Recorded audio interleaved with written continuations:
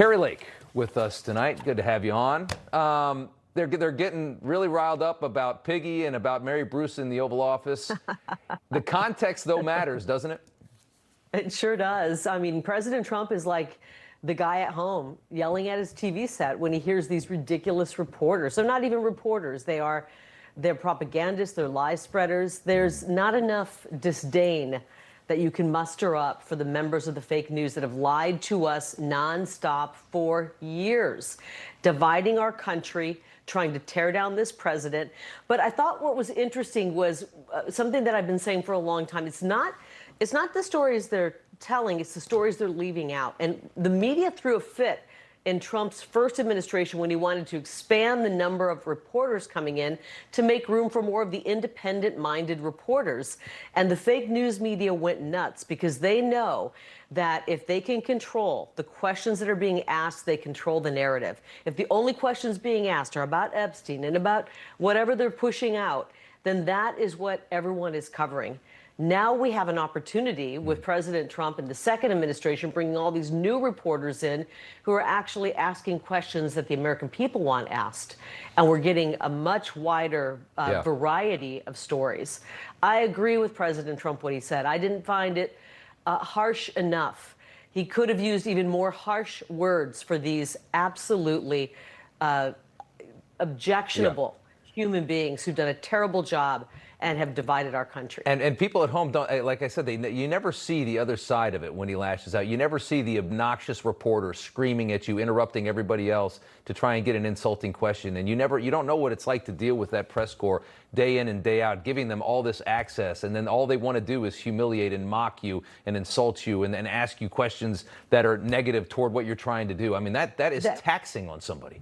On topics from decades ago. I mean, on topics from, they didn't want to talk about the $1 trillion investment, the peace deals that are being worked out in the Middle East, the incredible job that President Trump has done to bring our safety to our streets, a strong economy, a border that's secure, bringing back manufacturing and business. It's disgusting.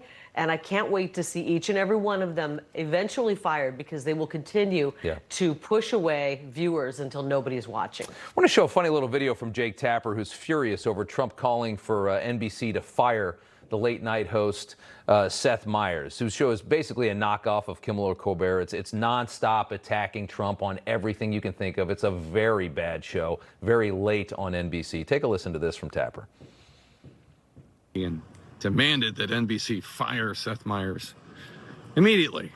Okay, I guess we're all used to this kind of hypersensitive ranting from the president at this point. But what was interesting and notable is that Trump's handpicked, very supportive Federal Communications Commission, or FCC chairman, Brendan Carr, screenshot the post on Truth Social and then posted it on Twitter himself without comment.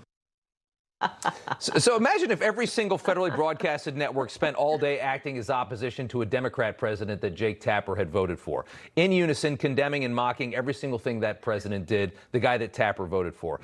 Imagine they did that to Joe Biden. Can you fathom how fast Jake Tapper would be demanding the FCC take action if every single channel, ABC, CBS, NBC, all were trying to destroy the Democrat Party all day long? Yeah, that's not why when we hand out these broadcasting licenses, it's not to push your political agenda.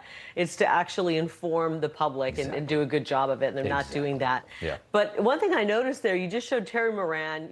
I call him Terry Moron. Yeah. And then you showed Jake Tapper. He's looking pretty tapped out. And then we see Keith Olbermann and we see Katie Couric. And it's like their TDS. Yeah. Has just drained them. They look like they're just a shell of their former selves. They got to work on being happier, supporting this country, supporting this president for turning our country around and making it great again. And they make it so easy by showing us their cards after they leave these big jobs. You realize, wow, they really are propagandists because their next move is to sit in their living room and talk all day long about how liberal they are, which is amazing. Kari Lake, that's right. Thanks so much. Good to see you. All right. Thank you. You know, everybody's reporting the same stories, the same spin. You turn the channel, it's always the same. But not us. We're different. We report the real news. No spin, just the facts. Turn to us, and you won't turn back. Tune in to Rob Schmitt Tonight on Newsmax.